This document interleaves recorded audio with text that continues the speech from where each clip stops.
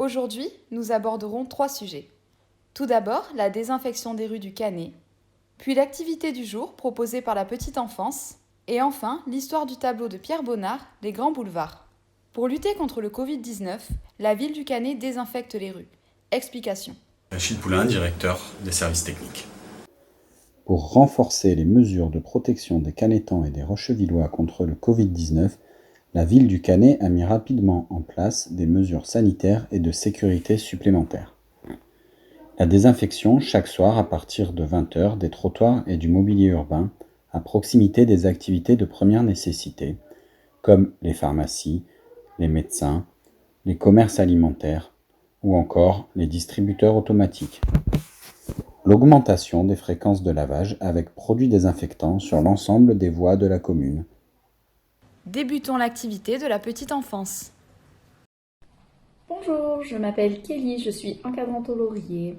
Aujourd'hui, je vais proposer une activité pâte à sel colorée. Pour cela, vous aurez besoin d'un saladier, d'une cuillère en bois, de 2 verres de farine, d'un verre de sel, d'un verre d'eau tiède et quelques gouttes de colorant.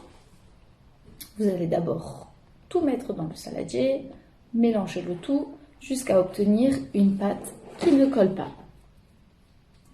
Ensuite, vous allez pouvoir ranger tout votre matériel et laisser place juste à la pâte et au petit jeu avec quoi l'enfant va pouvoir s'amuser. Des emporte-pièces, un rouleau. Grâce à cette activité, votre enfant découvrira différentes textures et il pourra aussi développer sa créativité. Mais l'essentiel, c'est qu'il s'amuse. Ensuite, pour le rangement, c'est simple, vous prenez un sac de congélation, vous mettez votre pâte à sel dedans, vous refermez et au frigo.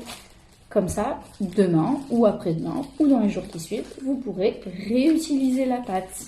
Voilà, prenez soin de vous. Au revoir. Enfin, explorons une œuvre phare de la collection du musée Bonnard.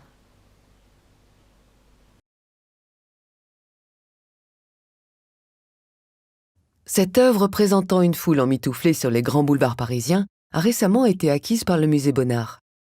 Autour de 1900, Paris est l'un des sujets favoris du peintre et de ses amis nabis. Cette ville attire alors des artistes venus de toute l'Europe.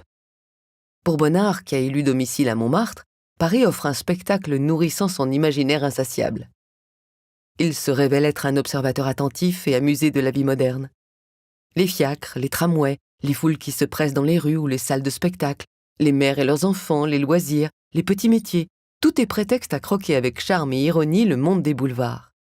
En 1896, lors de sa première exposition personnelle à la galerie Durand-Ruel, le critique Gustave Geffroy écrivit à son sujet « Nul ne note plus finement l'aspect de la rue, les silhouettes passantes, la tache colorée vue à travers la fine brume parisienne. » Jusqu'en 1910, ces scènes urbaines occupent une place centrale dans son œuvre.